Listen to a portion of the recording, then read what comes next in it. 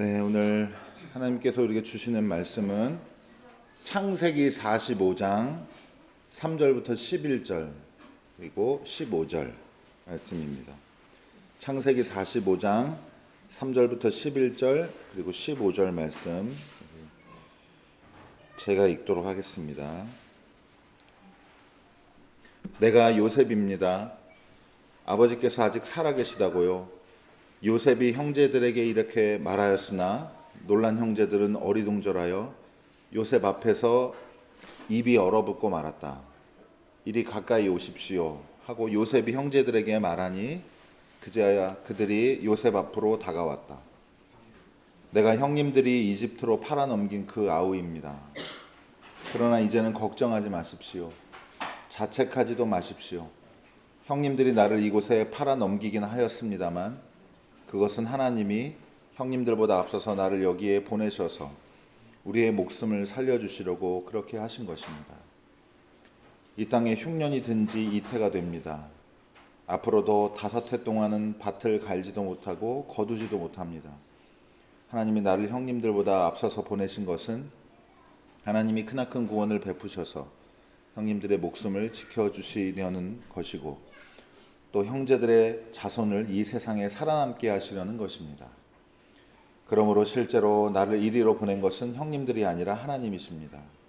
하나님이 나를 이리로 보내셔서 바로의 아버지가 되게 하시고 바로의 온 집안의 최고의 어른이 되게 하시고 이집트 온 땅의 통치자로 세우신 것입니다. 이제 곧 아버지께로 가셔서 아버지의 아들 요셉이 하는 말이라고 하시고 그렇게 말씀을 드려주십시오. 하나님이 그를 이집트 온 나라의 주권자로 삼으셨습니다. 아버지께서는 지체하지 마시고 저에게로 내려오시기 바랍니다. 아버지께서는 고센 지역에 사시면서 저와 가까이 계실 수 있습니다. 아버지께서는 아버지의 여러 아들과 손자를 거느리시고 양과 소와 모든 재산을 가지고 오시기 바랍니다. 흉년이 아직 5해나 더 계속됩니다. 제가 여기에서 아버지를 모시겠습니다. 아버지와 아버지의 집안과 아버지께 딸린 모든 식구가 아쉬운 것이 없도록 해드리겠습니다 하고 여쭈십시오. 요셉이 형들과도 하나하나 다 입을 맞추고 부둥켜 안고 울었다. 그제야 요셉의 형들이 요셉과 말을 주고받았다. 이는 하나님의 말씀입니다. 하나님 감사합니다. 네, 우리 어린이들도 같이 자리에 있는데 우리 주변 돌아보면서 함께 인사 나누고 시작하겠습니다. 우리에게는 부르심이 있습니다.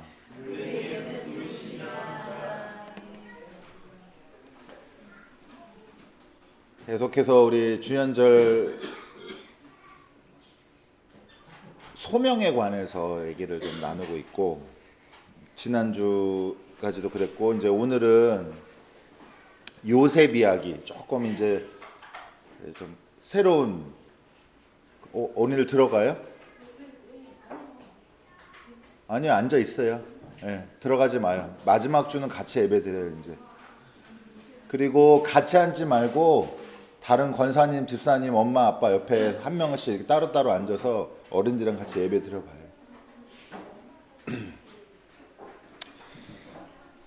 여러분, 오늘 이제 요셉의 이야기를 가지고 함께 이제 소명에 관해서 얘기를 해볼 텐데 얼핏 들으면은 같이 읽어보면은 저게 웬 소명인가 싶을 수도 있거든요. 근데 여러분 이게 이제 저희가 소명하면은 선교사로 나가고 어디 특별한 일을 하고 이런 것만 생각하는데 결과적으로는 내가 쭉 살았던 인생을 마지막에 내 삶이 이런 의미로 이런 일을 겪었구나라고 말하는 것도 소명의 큰 중요한 하나의 기준이 된다는 것을 좀 오늘 요셉 이 본문 통해서 한번 기억해 보시면 좋을 것 같습니다. 오늘 그래서 오늘 말씀 제목은 도발적인데요. 저 이런 제목 처음 해본 것 같은데 어둠이 빛이다 이런 제목입니다.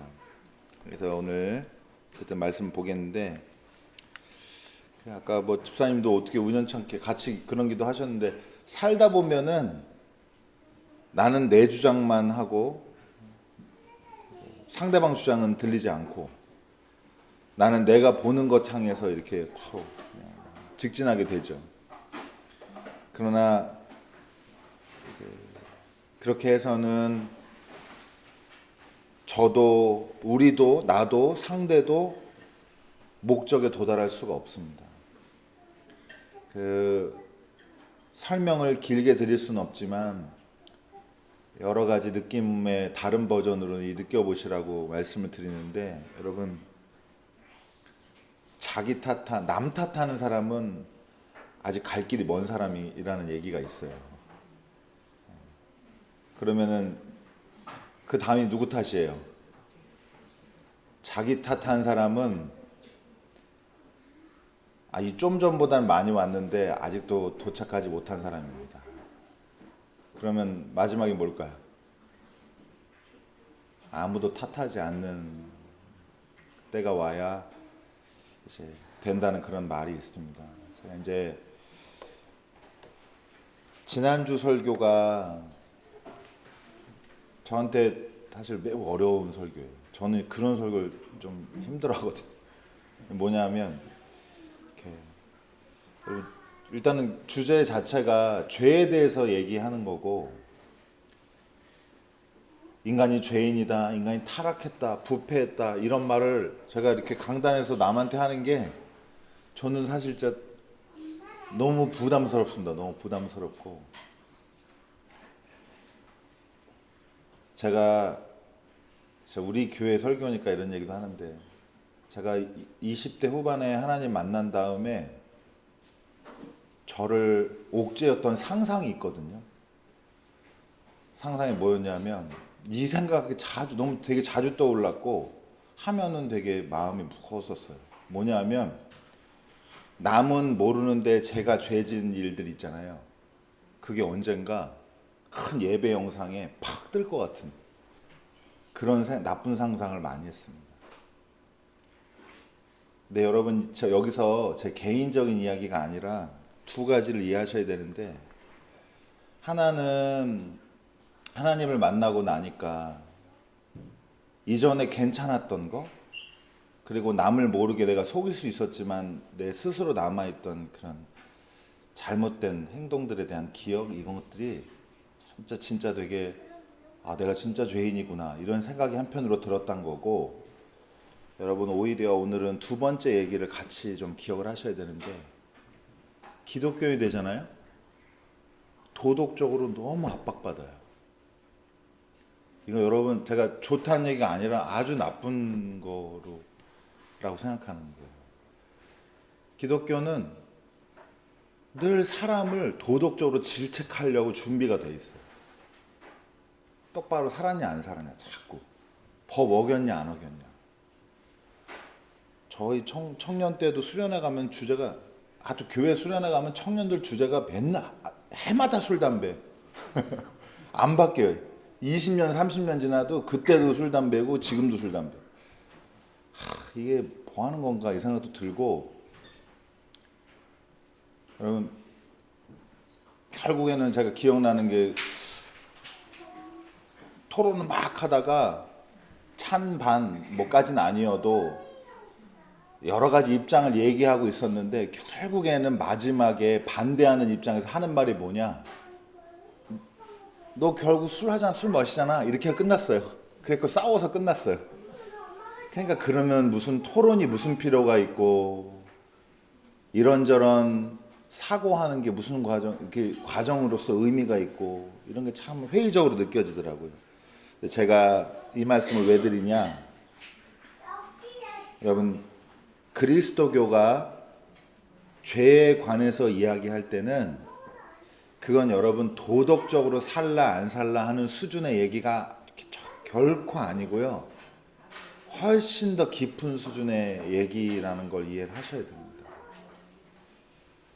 도덕적 잣대가 발목을 잡는 이거를 넘어서서 더 깊은 차원에서, 저도 그러니까 지금 말하면서 예화로 들으면서 술, 담배 이걸 예화로 드니까, 이러니까 맨날 거기서 거긴 거예요. 이거보다 훨씬 더 깊은 얘기를 하는 게 죄인이라는 얘기예요. 여러분, 그래서 제가 지난주에 어쨌든 설교하다가 자꾸 속에서 너나 잘하세요라는 누가 자꾸 저한테 말을 해가지고, 여러분 오늘 본문은 요셉이 자신의 형제들에게 자기 정체를 밝히는 그런 장면이거든요. 여러분이 어린이들도 있는데 요셉 어떻게 살았는지 알아요? 성경 읽어봐서 알죠? 요셉의 생애를 잠깐만 떠올려 보면은 여러분 아버지의 편애를 받던 막내였고 형제들의 미움을 사서 이집트의 노예로 팔려갔습니다. 그리고 보디발이라는 장군 집에 종으로 들어갔다가 여러분 잘 아시는 것처럼 거기서 누명 쓰고 감옥에 갇히고 그랬다가 거기서 바로 그러니까 이집트 왕의 독특한 꿈을 꿨는데 그거 해석할 사람이 없었는데 그걸 요셉이 기가 막히게 이제 해석을 하면서 감옥에서 나오고 마침내 여사회사에서 이집트의 총리가 되는 일은 그리고 총리가 된 이후에 그 꿈의 그게 내용이었죠. 혹독한 기근이 이제 찾아왔고 그 기근을 피해서 곡식을 구하러 온 형들, 이 형제들을 이제 극적으로 제외하게 됩니다.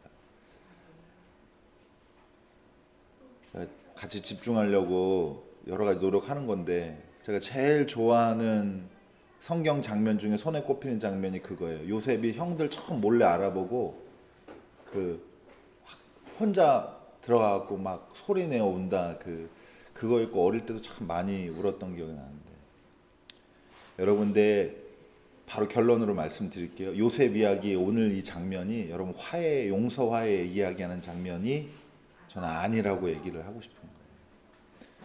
이 본문 가지고 예를 들면 제가 용서하며 사십시오 이렇게 설교하기가 쉽겠죠. 그리고 나쁘다는 건 아니에요. 그럴 수 있는데 오늘 전혀 다르게 읽어봐야 된다라고 하는 거고 소명의 관점에서 이걸 읽어야 되는데 여러분 인간의 한계 이걸 하나님의 섭리로 어떻게 극복해내시고 그리고 그렇기 때문에 그 하나님의 섭리가 있다는 걸 깨달은 사람에게 자기네 그 자신의 인생의 한계가 소명으로 어떻게 정리가 되는지 이거를 잘 볼 수 있는 그 본문이 오늘 요셉 본문이에요. 여러분 간단한 퀴즈 드릴게요. 우리 어린이들 있어서 내가 진짜 노력을 많이 한다 진짜. 죄는 나쁜 거예요, 좋은 거예요? 그리고 어린이들 안 깨워도 돼요. 그냥 이 자리에 있으면 돼요. 얘들아 어른들이랑 이렇게 예배 들면 지루한 거야.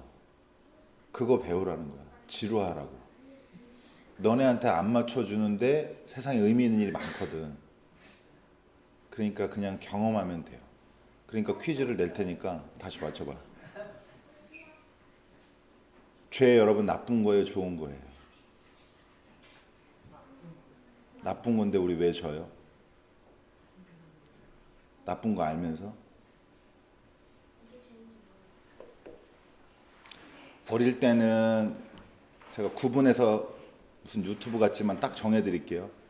여러분 어릴 때는 현빈이 나이까지만 해도 죄는 나쁜 거, 죄 안 지는 거 좋은 거 이렇게 이분법적으로 이해하셔야 돼요. 이렇게 배워야 되고 헷갈리면 안 됩니다. 질 수도 있고 아닐 수도 있는 거 아니에요. 이렇게 되면 안 돼요. 어린이들은.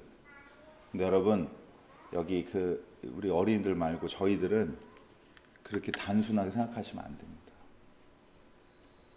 여러분 가톨릭 성가 중에 부활절 성가 중에 오 펠릭스 쿨파라는 노래가 있어요.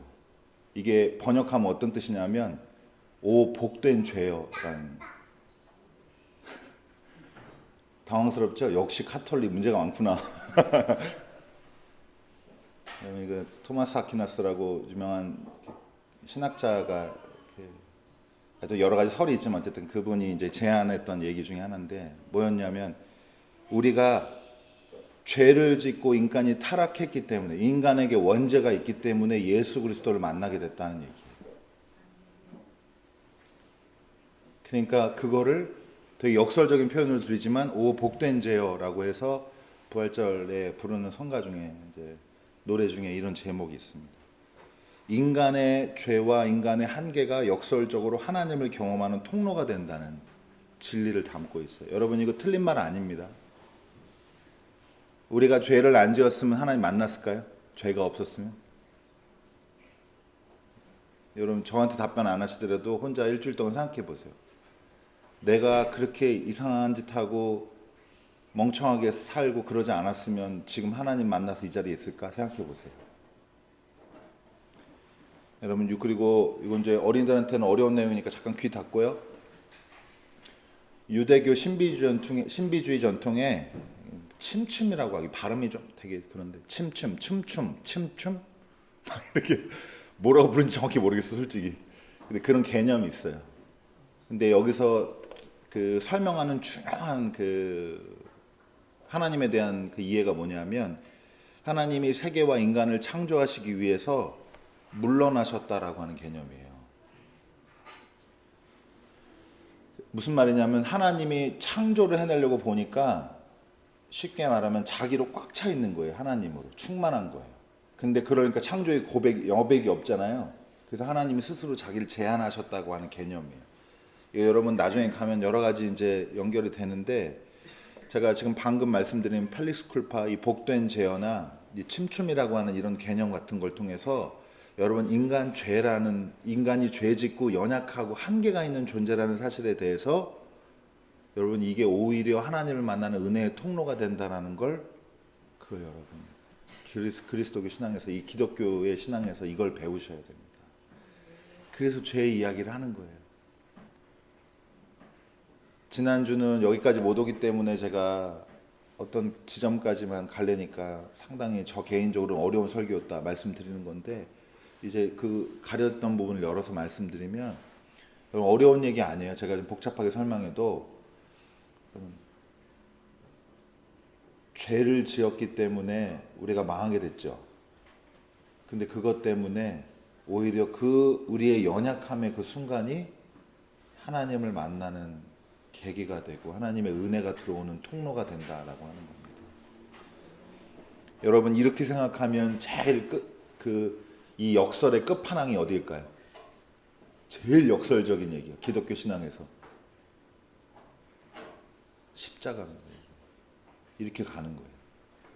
여러분 십자가 여기도 어린이들 있으니까 여러분 십자가에 예수님이 안타깝게 돌아가셨죠. 이렇게 배워야 되고 어른들은 어떻게 하셔야 되냐? 여러분 예수님 제목이 뭐였을까요?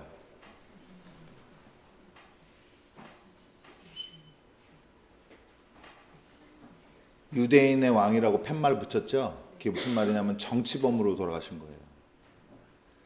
로마 제국에 대한 저항을 하는 세력의 우두머리로 낙인 찍혀서 죄목이 그겁니다. 결국에는 여러분 예전도 지금이고 죄로 다스리려고 하면 벌을 내리려고 하면 명명백백한 범죄를 저질렀다는 뭐가 있어야 될 거 아니에요. 그 조건으로 내세운 게 정치적 선동이었습니다.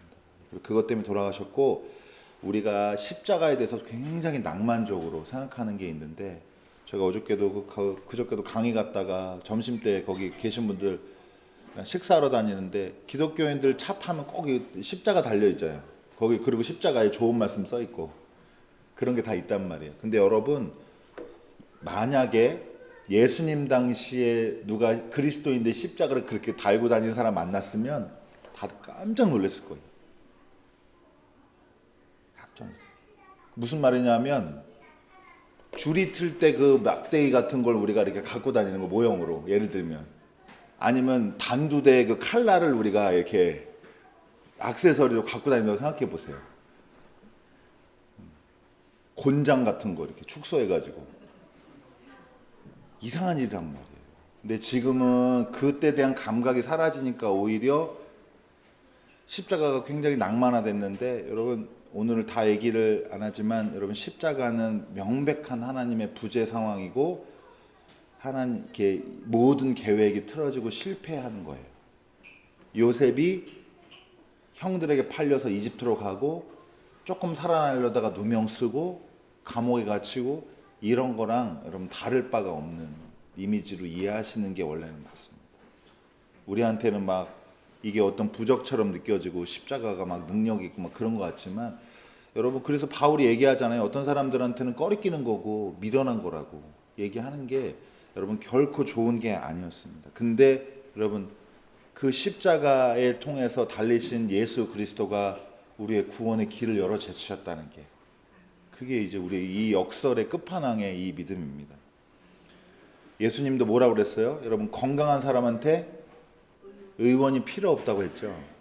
여러분, 그렇다면 자신으로 충분하고 건강한 사람은 이 세상을 고치고 회복하기 원하시는 하나님의 은혜를 경험할 필요가 없는 거예요. 원하지도 않고. 그래서 여러분, 부자 가난한 사람 얘기하는 게, 부자들은 자기가 활용할 수 있는 자원이 많기 때문에 하나님 안 찾아도 된단 말이에요. 심리적으로. 연약한 사람은 그렇지 않다는 겁니다. 아무도 책임져 주지 못하는 사람은 그렇지 않다는 거예요.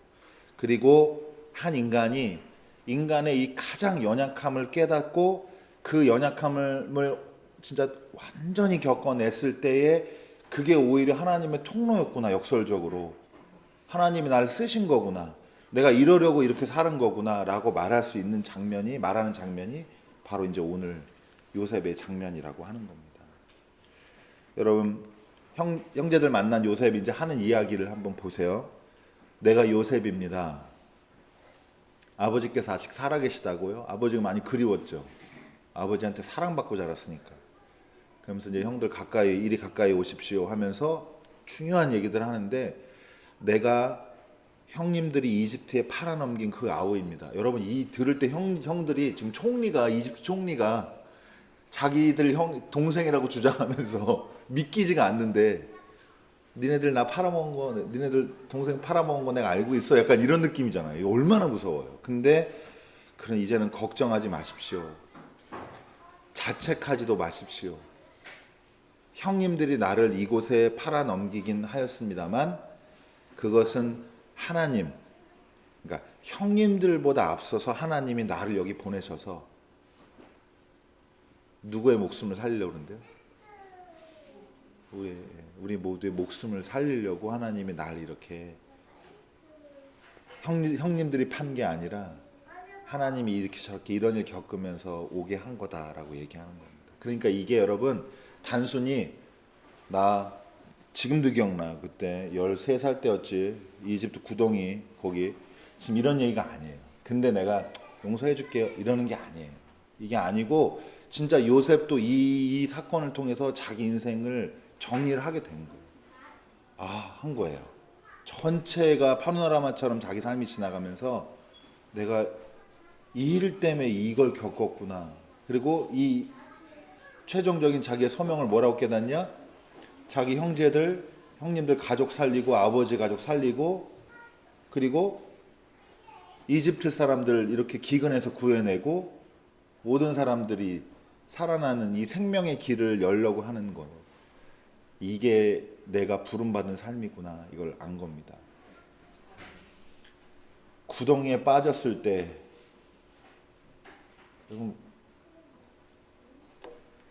성적인 그런 범죄로 누명받아서 감옥에 갇혔을 때 여기까지 생각했을까요? 그렇지 못했단 말이죠. 근데 지나고 보니까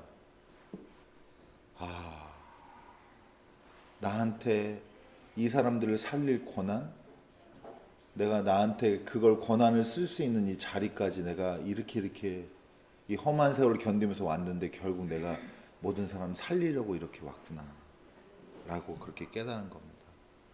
그러니까 여러분, 이제 결론인데, 우리 집 애들 안 들어야 되는데, 마음 놓고 죄 지어라 이런 얘기예요 지금? 아닙니다. 성실하게 죄 지으라는 얘기가 아니고, 여러분, 인간은 고통을 피할 수 없어요. 인생이 고난이다 말하는 건 불교적인 메시지고, 기독교적으로 볼 때 그렇진 않지만 그래도 고난은 피할 수 없어요, 인간이. 그리고 뭘 지을 수밖에 없어요? 죄 지을 수밖에 없습니다. 그리고 무한해요, 한계가 있어요. 인간은 무조건 한계가 있습니다. 그리고 강합니까, 연약합니까, 인간이? 연약합니다. 근데 여러분, 이걸 통칭해서 제가 어둠이라고 말씀드리고 싶은데, 이 인간의 어둠을 통해서, 어둠의 틈을 통해서 뭐가 들어와요? 빛이 들어온다. 여러분 도덕적인 인간을 길러내는 게 기독교의 목표였다면 예수님이 바리새인 되셨을 거예요. 거기에 훨씬 더 어울립니다. 지금도 너무 도덕적으로 율법주의적인 사람들 보고 바리새인이라고 하잖아요. 그 사람들을 존경받을 정도로 자기들 잘 지키고 경건하게 살던 사람들이에요. 근데 예수님 그 길이 아니라고. 그리고 예수님이 여러분 요셉 이야기도 이게 그 주일학교 선생님들 잘 들으세요. 결국엔 요셉이 총리가 되었어 이러면 안 되는 겁니다. 총리의 방점이 찍히면 이 이야기가 다 싸구려가 되는 거예요. 결국엔 하나님이 모지게 고생했지만 봐라 이집트 총리 되셨습니다. 여러분 믿습니까? 이렇게 가면은 엉뚱해 가는 겁니다. 여러분 이렇게 존경받고 권한 있는 사람이 되는 게 목적이다, 목표다. 그랬으면은 이게 구원의 목적이고 구원의 방향이었으면 예수님이 왕이면 돼요. 장군이면 됩니다. 그리고 서기관이나 이런 사람들 하면 돼요. 제사장으로 오시거나. 그렇게 안 했단 말이죠. 그리고 예수님 가장 낮은 자리에 임하셔서 인간의 그 어두운 틈을 통해서 오셨고, 그래서 인간의 가장 어두운 그 부분들을 다시 구원해질 수 있는 생명의 길을 그 틈에서 그 어둠을 빛으로 바꾸는 걸 통해서 십자가라는 역사를 구원의 길로 바꿔내는 걸 통해서, 그래서 여러분 이 가장 부끄러운 죽음이 우리의 자랑이고 우리의 고백이 되었습니다. 구원의 고백이. 여러분 우리가 얼마나 죄인인 줄 아셔야 됩니다. 우리가 자기 자신이 얼마나 부패했는지를 여러분 제가 말하면 이건 폭력이 되고 여러분이 아셔요. 여러분 스스로 아셔야 됩니다. 그러니까 이거를 난 그런 사람 아닌데요. 난 법 없이도 살 사람인데요. 도덕적인데요. 이렇게 가면 이제 기독교가 말하는 죄인이라는 개념이랑 어긋나요. 여러분 우리가 얼마나 연약하고 어둠 속에서 절망적인지 직면해 봐야 됩니다. 그래야 역설적으로 하나님의 은혜를 만나게 됩니다. 여러분 사랑하는 여러분, 하나님의 자녀는 어둠에 지지 않습니다. 우리가 그 어둠을 이겨낼 실력이 있어서가 아니라 아버지신 우리 아버지 되신 하나님께서 우리를 이기게 하시기 때문입니다. 이유 없이 당하는 고난, 자신의 한계 때문에 눈물 흘리고 남몰래 속상해야 하던 그런 날들, 여러분 다 회복하실 때가 있습니다.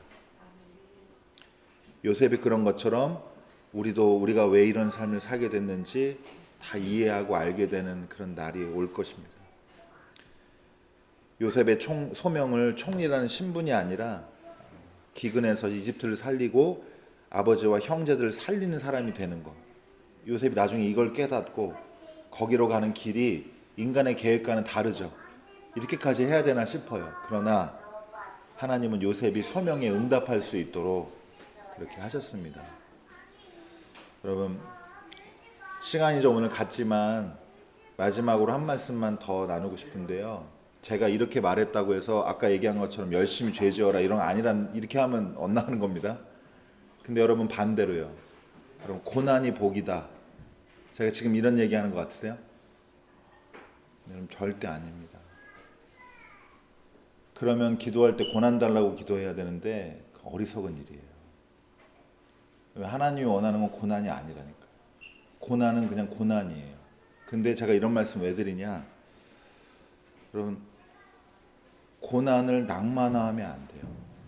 십자가를 낭만화하면 십자가의 의미가 퇴색되는 것처럼 고난을 낭만화하면 안 됩니다.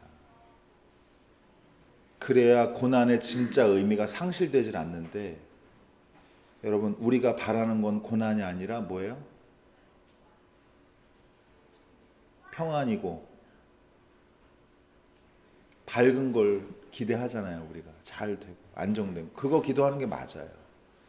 그게 맞는데 여러분 비슷하긴 하지만 조금 다른 말 나누는 건데, 여러분 오늘 나눈 건데, 여러분 고난이 복이다, 무조건 감사, 제가 제일 싫어하는 말입니다. 진짜 기독교에서 그러지 마세요. 여러분 그런데 어려운 일이 있을 때 기억하시기 바랍니다. 지금 내가 이 경험하고 있는 어둠이 빛으로 바뀔 수가 있다. 하나님 안에서는.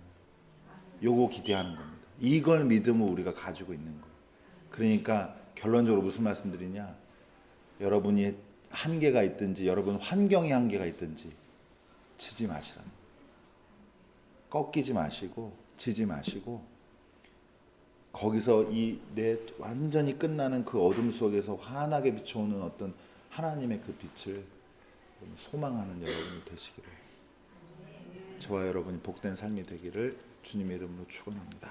기도하겠습니다.